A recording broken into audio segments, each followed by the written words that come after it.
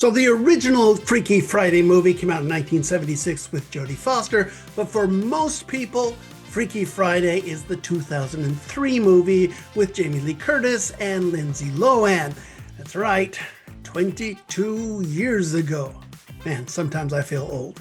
Anyway, there's a sequel out this week, so everybody, I am Sean McBride, the movie guy, and let's talk about that sequel, Freakier Friday.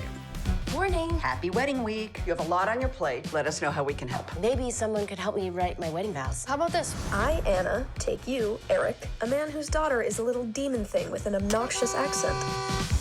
What is taking so long? We wouldn't want to be off schedule, innit? Now, if you remember the original Freaky Friday, Jamie Lee Curtis and Lindsay Lohan played a mother and daughter who were not getting along, and then thanks to some magical Disney magic, they do a body swap. So Jamie Lee Curtis is now inhabited by the teenage spirit of Lindsay Lohan, and Lindsay Lohan has to act like her mother. Well, that's going to happen again this time around, but since it's Freakier Friday, we have not one, not two, not three, but four women doing the body swap fun. And look, no offense to the young actresses playing the daughters this time around, but this movie still belongs to Jamie Lee Curtis and Lindsay Lohan.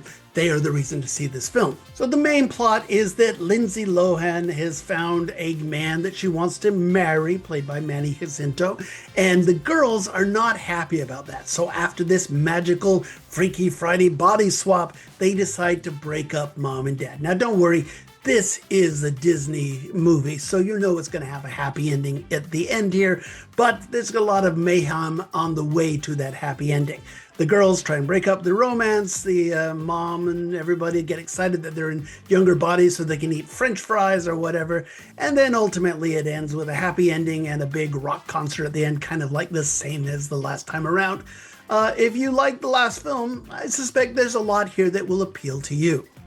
If you like the last movie, I suspect there's a lot here that will appeal to you.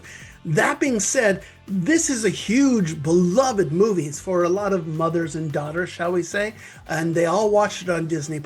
It's kind of weird because I kind of just assumed that this would go straight to Disney+. If you like that last movie, I suspect there is a lot here that will appeal to you, including a bunch of actors from the first movie making return appearances here. That's kind of fun. It's interesting because this is a big movie, a beloved movie for a lot of mothers and daughters on Disney+. That's where they saw it. That's where they grew up watching this over and over again. I was kind of surprised. I assumed this was going straight to Disney+, but no, it's going into movie theaters.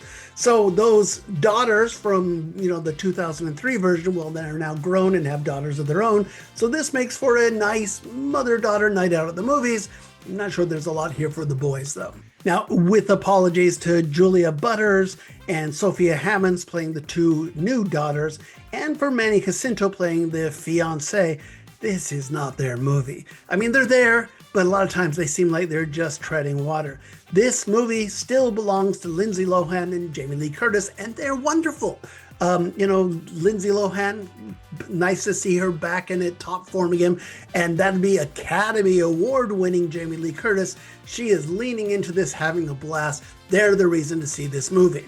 Now, I will say that this movie, this Disney movie, it's a little meaner than the last time around.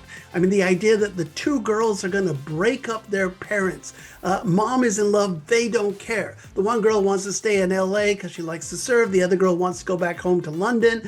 And they're going to destroy their parents' happiness. That seems kind of mean-spirited. I mean, if mom has found love, let her have love. The other thing interesting around is that this time around is that Lindsay Lohan is a single mother raising her child. It's no, Disney frequently kills off parents. No, this is just mom. She decided to be a single mother and raise her child. That is a nod to modern situations that we don't see very often in Disney movies. Now, like I said, this film feels like it should have gone straight to Disney+, and quite frankly, it kind of looks like it too. I think there are some iffy production values here, some editing choices. It just doesn't have the gloss of a full Hollywood feature. So I think that's a little bit suspect here. But that being said, if you like the first film, I think you will like this one as well. Jamie Lee Curtis and Lindsay Lohan are a lot of fun. Their antics are certainly the highlight of this movie. Like I say, it doesn't feel like a full gloss Hollywood movie, but moms and daughters in particular should have a blast watching this Freakier Friday. Freakier Friday, I'm going to give it 2.5 stars out of 4. I am curious to know what the ladies think about this one, because a lot of them really love Freaky Friday, the 2003 version. I wonder if this will scratch that itch for them as well. I'll be honest with you, I could not channel my inner 12-year-old girl this time around, so I kind of enjoyed it, but I didn't think it was anything monumentally world-changing here. But hey, that's just me. What do you think? Comment below.